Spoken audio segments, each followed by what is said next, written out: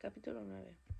La condesa Olenska había dicho después de las 5, y a las 5:30 Newland Archer llamaba a la puerta de una casa de estuco descarado, con una gigantesca lisina que invadía el débil balcón de hierro fundido, situado muy abajo de la calle 23 Oeste,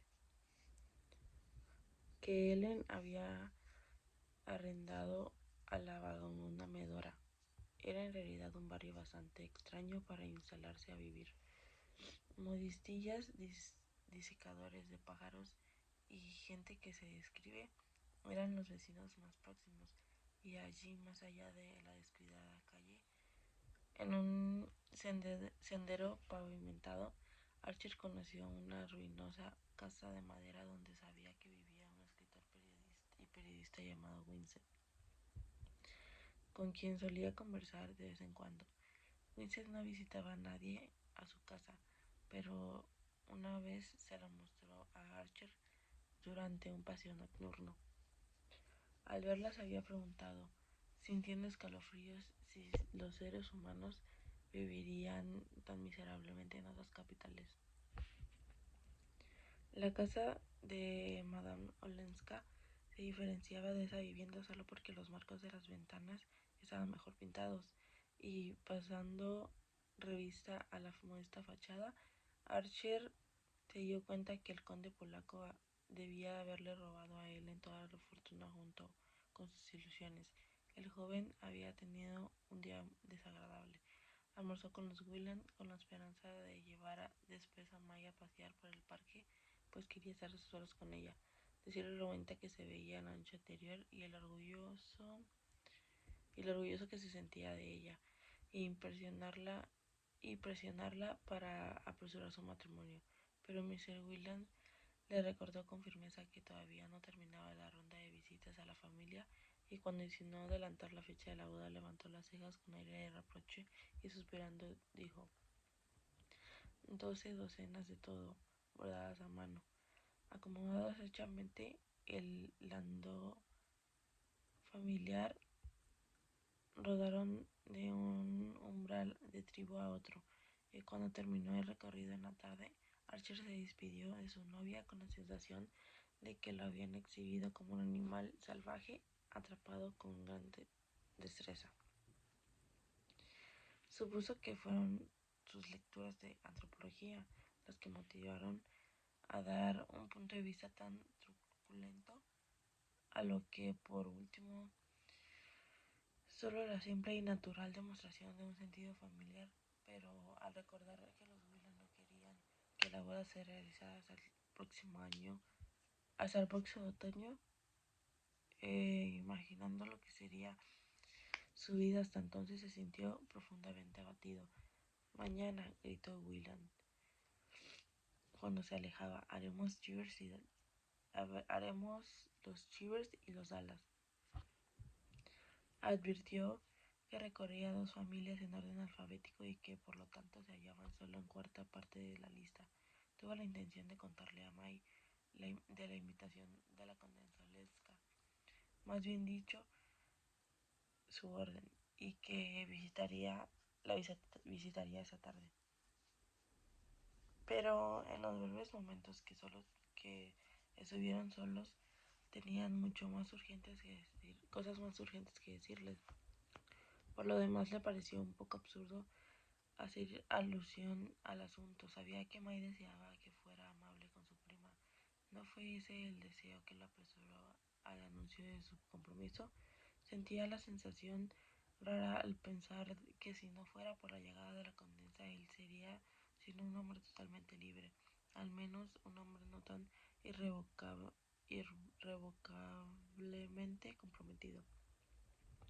Pero May lo quiso así, y él también se sintió bastante desligado y de responsabilidades, y por lo tanto libre, si prefería de visitar a la prima de su novia sin decírselo. Mientras esperaba en el umbral de Madame Olenska, el principal sentimiento que lo embarcaba era la curiosidad. Le integraba el tono en que ella lo había convocado, y lo sacó por conclusión que era menos de lo que parecía. Le abrió la puerta a una doncella de tez morena aspecto extranjera, pecho prominente, bajo una vistosa pañoleta que Archie redució vagamente con Sicilia. Le dio la bienvenida mostrando sus dientes blancos y respondiendo sus preguntas con movimientos de cabeza que demostraban su desconocimiento del idioma. Lo condujo por el estrecho vestíbulo hasta un salón de techo bajo donde ardía el fuego de una chimenea. La habitación estaba vacía y la doncella lo dejó durante largo tiempo sin que él pudiera saber si había ido a buscarlo a su patrona o si no había entendido por qué estaba ahí, o si pensó tal vez que venía a darle cuerda a los relojes. A propósito de lo cual advirtió que era el único espécimen visible que se había detenido. Archie sabía que las razas sureñas se comunicaban entre ellas con lenguaje de pantomima, y que se sentía mortificado ante sus inintengibles encogimientos de hombros y sonrisas. Al rato regresó con una lámpara y Archer, que el intervalo había construido una frase tomada de Dante y Petrarca, recibió por fin una respuesta. La signora Euphorie m'averá subito, lo que Archer tradujo como la señora salió, pero vendrá pronto. Lo que vio por mientras con la ayuda de la lámpara fue el desvanecido y sombrío encanto de la habitación, muy distinta a las que conocía. Sabía que la condesa Olenska había conservado algunas de sus pociones, restos de naufragio, y las llamaba ella, las que consistían, supuso, en algunas pequeñas mesas de madera oscura, un delicado bronce griego de formato pequeño sobre la chimenea y un pedazo de damasco rojo clavado en el descolorido papel de la pared detrás de algunos cuadros italianos en marcos antiguos. Newland Archer se enorgullecía de sus conocimientos del arte italiano. Su niñez estuvo saturada de Ruskin y había leído los últimos libros John Addington Symonds, El Euforion de Vernon Lee, ensayos de P. J. Hamilton y un maravilloso volumen nuevo llamado Renacimiento de Walter Pater. No tenía problemas para hablar de Botticelli y opinaba de Fra Angelico con cierta condescencia. Pero estos cuadros lo embrujaron porque no era como los que estaba acostumbrado a mirar y por tanto capaz de ver cuando viajaba por Italia, y quizá también su poder de observación resultaba perjudicado por el extravagante hecho de encontrarse en esta rarísima casa vacía donde aparentemente nadie lo esperaba. Lamentaba no haberle hablado a Mike Whelan de la solicitud de la condesa Olenska, y se sentía también poco perturbado al pensar que su novia pudiera visitar a su prima en ese momento. ¿Qué pensaría si lo encontraba sentado allí con la intimidad que implicaba el hecho de esperar en la penumbra junto a la chimenea en la casa de una dama? Pero ya se había ido. Pero ya que había ido, esperaría. Se hundió en el sillón y estiró un pie hacia los leños. Era muy raro convocarlo de esa manera, para luego olvidarse de él, pero Archer sentía más curiosidad que enfado. La atmósfera de la sala era tan diferente de cuantas había respirado antes que la timidez dejó pasar al ansia de aventuras. Ya había estado antes en salones con colgaduras de damasco rojo y cuadros de escuela italiana. Lo que llamaba la atención era la manera en que la descartalada casa arrendada a Medora Manson, con su ruinoso ambiente de pasto de las pampas y estabilidad de Rogers, se hubiera por el toque de la mano y a la apropiada distribución de algunos muebles, transformado en un lugar íntimo extranjero con sutiles sugerencias de antiguas escenas y sentimientos románticos. Trató de analizar el truco de descubrir la clave en la manera en que estaban agrupadas las sillas y mesas.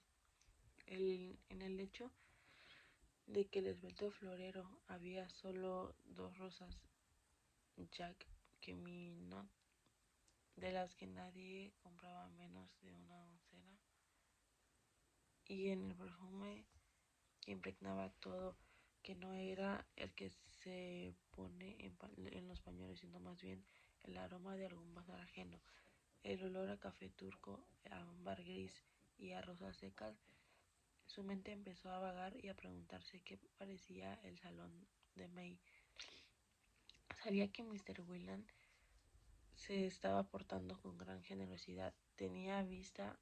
Un, tenía vista una casa recién construida en la calle 39 Este. El barrio era en realidad bastante alejado.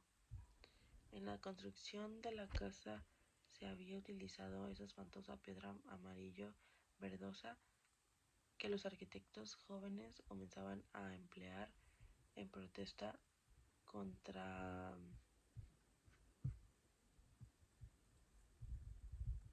contra la piedra parda, cuyo matiz uniforme revestía la ciudad como una salsa fría de chocolate, pero la instalación sanitaria estaba perfecta.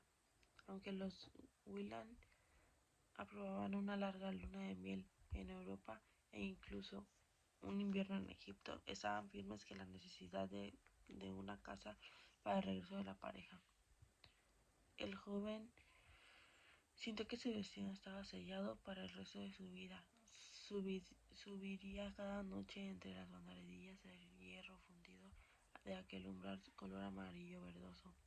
Atravesaría un recibidor pompeyano y entraría en un vestíbulo con zócalo de madera amarilla barnizada, pero su imaginación no podía ir más allá. Sabía que el salón de arriba tenía una ventana saliente, pero no podía imaginarse a Mary decorándolo. Aceptaba feliz el raso púrpura y las borlas amarillas del salón de los Whelan, sus copias de mesas Bull y las vitrinas doradas llenas de saxe moderno. No veía razón alguna para suponer que querría tener algo distinto en casa propia, y su único alivio era pensar que probablemente ella lo dejaría arreglar la biblioteca a su gusto. Sería, por supuesto, con verdaderos muebles Eastlake y sencillos estantes modernos sin puertas de cristal. La doncella de pecho voluminoso entró a la sala, corrió las cortinas, empujó un tronco y dijo con tono de consuelo: Berra, berra. Cuando salió, Archer se levantó y comenzó a preguntarse qué hacer, seguir esperando. Su situación era bastante ridícula, tal vez entendió mal y Madame Olenska nunca lo invitó a su casa. Por los adoquines de la tranquila calle resonó un ruido de cascos. Se detuvieron delante de la casa y escuchó que se abría la puerta de un carruaje. Apartando las cortinas, miró a través del naciente crepúsculo.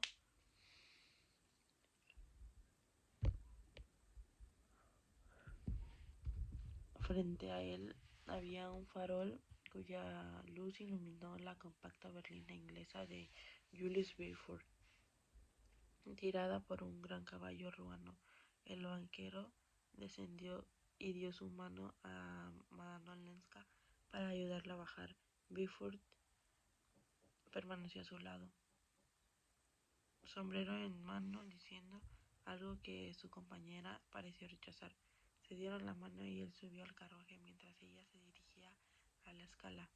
Cuando entró en la sala, no demostró sorpresa al ver a Archer allí. La sorpresa era la emoción a la cual estaba un poco adicta. ¿Te gusta mi casa? ¿La encuentras divertida? Le preguntó.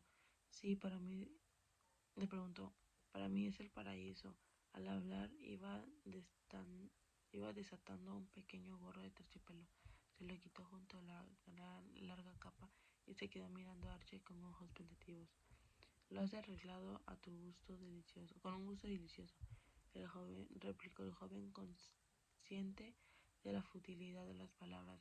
pero presionado en lo convencional por su ardiente deseo de ser simple pero capaz de sorprenderla. A vosotros una casita. Mis amigos la desprecian, pero de todas maneras es menos lóbrega que la casa de los Van Luyden. Las palabras hicieron efecto de golpe eléctrico, pues eran escasos los espíritus rebeldes que se hubieran atrevido a llamar lóbrega a la majestuosa mansión de los Van der Luyden. Aquellos que tenían el privilegio de visitarla sentían escalofríos y la describían como una hermosura, pero de pronto se alegró de que ello hubiera expresado tan bien ese escalofrío generalizado. Me encanta lo que has hecho aquí, repitió Archer. A mí me gusta esa casita, admitió ella, pero supongo que lo que me gusta es la felicidad de estar aquí, en mi propio país, en mi propia ciudad, y también estar sola aquí. Habló tan suavemente que Archer apenas oyó la última frase, pero su turbación no la dejó pasar. ¿Te gusta mucho estar sola? Sí, siempre que tenga amigos que me impidan que me sienta sola, dijo Ellen. Se sintió junto al fuego y continuó. Anastasia nos traerá el té dentro de poco, y le indicó que volviera a su señor, agregando, ya veo que tuviste tu rincón. Echándose hacia atrás, cruzó los brazos de, de la cabeza, detrás de la cabeza, y miró el juego con los párpados semicerrados. Esta es mi hora preferida. ¿A ti te gusta también? Un adecuado sentido de su dignidad lo motivó a contestar. Me temo que has olvidado la hora que es. Bifford debe haber sido muy absorbente. Al parecer, esto la divirtió mucho. ¿Por qué? Dijo, esperaste mucho rato. Mr. Bifford me llevó a ver una cantidad de casas, ya que parece que no se permite quedarse en esta. Pareció borrar de su mente tanto a Bifford como a Archer y prosiguió. Nunca estuve en una ciudad donde hubiera tanto rechazo a vivir en quartiers excéntricos. ¿Qué importa donde viva uno? Me han dicho que esta calle es respetable, pero no está de moda. ¿De moda? Todos ustedes piensan tanto en la moda. ¿Por qué no hacer cada uno su propia moda?